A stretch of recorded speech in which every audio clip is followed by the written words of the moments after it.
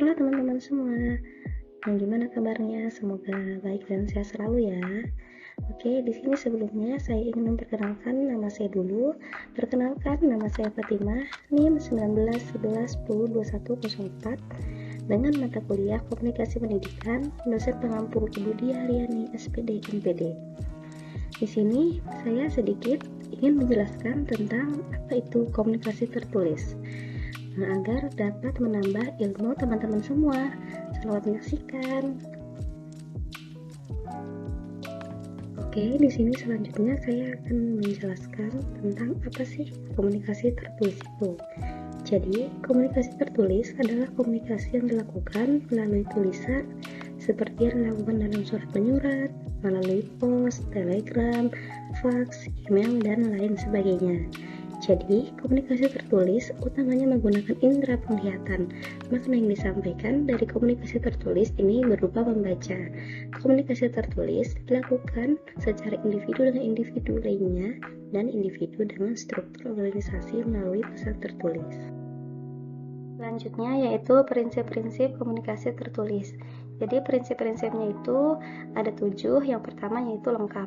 Jadi pesan-pesan yang digunakan akan disebut lengkap bila mengandung semua fakta-fakta yang diinginkan oleh pembicara. Karena itu, pesan harus menjawab semua pertanyaan, memberikan informasi tambahan yang dibutuhkan, dan periksa kembali apakah telah mencakup 5W plus 1H.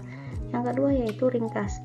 Adalah suatu pesan bukan mengorbankan beberapa kata sehingga menjadi tidak lengkap dan kurang sopan, tetapi hilangkan kata-kata yang kurang penting dan hindarkan pengulangan kata-kata.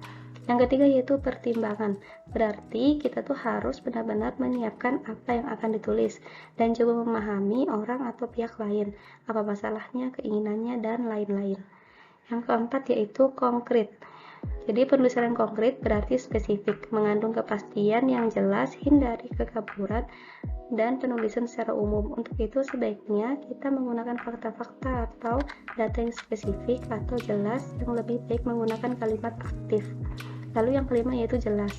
Jadi pesan yang disampaikan harus benar-benar jelas dan dapat dimengerti oleh pembaca, sehingga perlu diperhatikan pemilihan kata-kata yang sering digunakan, hindari kata-kata asing. Yang keenam yaitu sopan. Sopan di sini bukan berarti menggunakan kata-kata maaf, silahkan, terima kasih, tetapi yang dimaksud adalah jangan menyinggung perasaan pembaca. Yang ketujuh yaitu benar. Yang dimaksud benar adalah menggunakan bahasa yang sesuai dengan level pengetahuan langganan dan gunakan kata akurat, grafik gambar yang menunjang.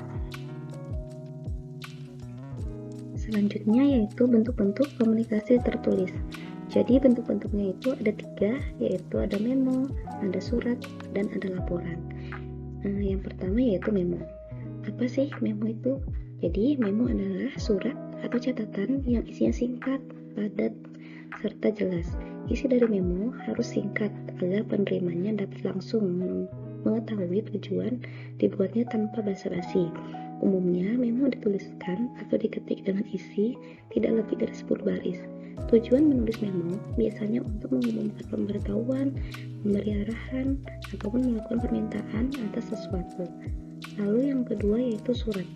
Jadi surat itu digunakan untuk berkomunikasi dengan pihak luar yang terkadang menjadi bagian penting dalam membina hubungan bisnis dengan pihak luar yang dapat dilampiri baik dengan proposal maupun laporan. Komunikasi tertulis dalam bentuk surat ini lebih jauh dapat dikembangkan dalam bentuk direct mail, baik yang berisikan pesan penjualan maupun untuk memberikan informasi tentang produk baru, kebijakan perusahaan, dan kegiatan perusahaan. Lalu yang terakhir yaitu laporan. Jadi laporan adalah sebagai bahan masukan untuk menyusun strategi, rencana kerja, atau pengambilan keputusan. Selanjutnya, persyaratan penulisan komunikasi tertulis. Yang pertama, yaitu ditulis dalam format atau bentuk yang menarik. Lalu, yang kedua, memilih maksud dan tujuan. Yang ketiga, menggunakan bahasa yang mudah dimengerti. Yang keempat, menggunakan bahasa yang baik dan benar. Yang kelima, penggunaan bahasa disesuaikan dengan kemampuan pemahaman dari pihak pembaca. Yang keenam, mencerminkan pengertian terhadap masalah-masalah yang dihadapi atau yang dituju. Yang ketujuh, hindari penggunaan kata atau kalimat yang dapat membingungkan pembaca. Yang kedelapan, menunjukkan budi bahasa dan kewajiban penulis. Selanjutnya, kelebihan komunikasi tertulis. Jadi, komunikasi tertulis memiliki kelebihan. Yang pertama, adanya peluang untuk mengontrol pesan dapat dikaji kembali. Yang kedua, isi pesan yang disampaikan dapat memuat informasi kompleks dan memerlukan uraian yang sangat rinci. Yang ketiga, pesan yang disampaikan dapat didokumentasi sehingga dapat dijadikan rujukan. Yang terakhir, pesan dapat disebar secara luas ketika khalayak yang ingin dijangkau sangat besar dan terpisah secara geografis. Selanjutnya yaitu kelemahan komunikasi tertulis. Jadi yang pertama yaitu bahasa. Sebagai bagian dari komunikasi verbal, komunikasi tertulis tidak bisa lepas dari penggunaan bahasa sebagai sarana bertukar makna. Oleh karena itu, kelemahan unsur kebahasaan dalam proses komunikasi tentunya menjadi kelemahan dari komunikasi tertulis. Meski bahasa merupakan unsur yang sering kita gunakan dalam berkomunikasi sehari-hari, bahasa memiliki sejumlah keterbatasan. Menguraikan keterbatasan bahasa sebagai sarana komunikasi. Lalu, yang kedua yaitu hubungan antar partisipan berjarak. Komunikator tidak dapat berinteraksi dengan komunikan secara langsung, melihat perubahan yang terjadi atau merespon sikap komunikan, sehingga feedback dalam proses komunikasi tersebut bersifat tidak langsung atau tertunda.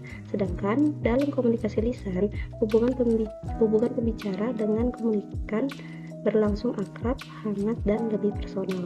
Lalu yang ketiga yaitu komunikasi tertulis bersifat formal.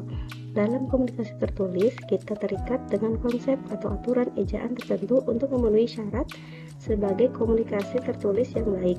Kita harus memahami struktur kalimat agar bisa dipahami oleh pembaca.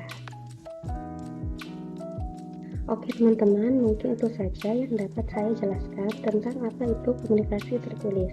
Semoga apa yang saya sampaikan dapat bermanfaat dan memberikan pengetahuan bagi teman-teman semua. Sekian, terima kasih. Wassalamualaikum warahmatullahi wabarakatuh.